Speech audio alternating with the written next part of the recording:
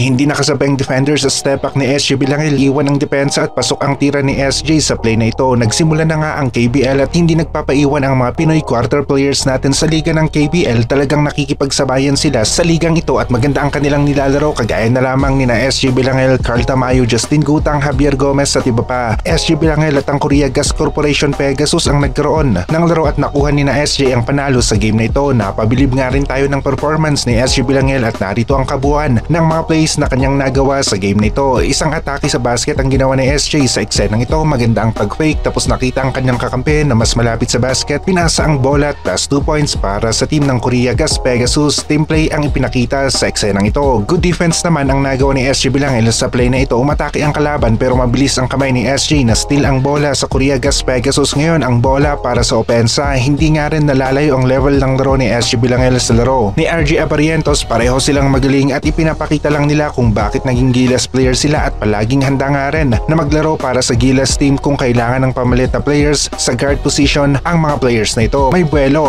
ang pagbaba ni SJ Bilangel. Banggaan sila ng kanyang defender. Merong konting separation sa defender at dito kay SJ. Paboard na tira ang binitawan ni SJ Bilangel. Sa play na ito, pasok ang tira. Sa eksenang ito, tatlong defenders ang nalusutan ni SJ Bilangel at ibang klase ang bilis na ipinakita ni SJ dito. Halos naiwan at hindi na nakasabay ang tatlong defenders laban dito kay SJ Bilangel dahil sa kanyang mabilis na opensa. Pasok na naman ang layup ni SJ plus 2 points para sa team ng Kogas Pegasus. Maging ang kanilang import nga rin na naglaro para sa team ng Bay Area Dragons noon, guest team sa PBA, ay hindi nagpaiwan at nagkaroon nga rin ng magandang laro. Isang 3 ang kanyang nagawa sa play na ito at isa ang import ni na SJ Bilangel na meron nga ring malaking ambag sa game na ito. SJ umikot ginamit ang screen, nakahabol lang konti ang defender pero iba rin talaga ang shooting ni SJ Bilangel sa 3-point area. Pasok pa rin ang kanyang tira kahit na nakasabay ng konti ang kanyang defender. Pick and roll play ang eksena pero SJ nakita na halos libre na nga siya kaya naman binato ang bola, pasok ang tira. Maganda ang nilaro ni SJ Bilangel sa game na ito at nagkaroon nga rin siya ng 14 points na may kasamang 5 assists. Nagkapisikalan at naganan pa nga ang mga players sa eksenang ito pero cool lang ang mga players natin, walang extra motion na nangyari. Parehong bola ang gusto nilang makuha sa play na ito. Pinasa ang bola dito kay SJ Bilangel tapos nakita naman ni SJ ang isa pa nilang kakampes na libre sa corner 3. Bilis ng ikot ng bola ang resulta, libreng tira, pasok ang 3 sa 3-point area. Panalo ang team ni na SJ Bilangel, 76-64 ang final score at SJ Bilangel nga rin ang isa sa mga players ng Korea Gas Pegasus na nagkaroon ng magandang performance sa game na ito. Hindi naman nagpahuli itong si Javier Gomez de Llano sa team ng Anyang Jungkwanjang Red Boosters at sa play na ito, iniwan niya ang kanyang defender na una sa basket. Isang magandang layup ang kanyang nagawa plus 2 points para sa team ng Anyang. Floater ang nagawa ni Javier sa play na ito. Napatingalan na lamang ang mga defenders sa kanyang opensa. 12 points ang nagawa ni Javier Gomez de Llano sa game na ito na may kasamang 5 rebounds at maganda ang nagiging laro ng mga Pinoy imports natin sa KBL o mga Asian quarter players. Ito ang tawag sa mga Pinoy imports na naglalaro sa KBL. Parehong maganda ang naging performance ni SJ Bilangel at Javier Gomez de Llano sa kanilang laro at meron pa tayong Justin Gutang, Carl Tamayo, Ethan Albano at iba pang Pinoy players abroad. Hirap na hirap noon ang Gilas sa team ng Socor pero baliktad na ngayon, Gilas naman ang nagpapahirap sa team ng Socor dahil ibang-iba ang Gilas team ngayon na merong mga naglalakihang players at si Coach Tim Cone pa nga ang gumagabay sa team nito kaya naman mas angat na ang laro ng Gilas kumpara sa team ng South Korea sa kasalukuyan.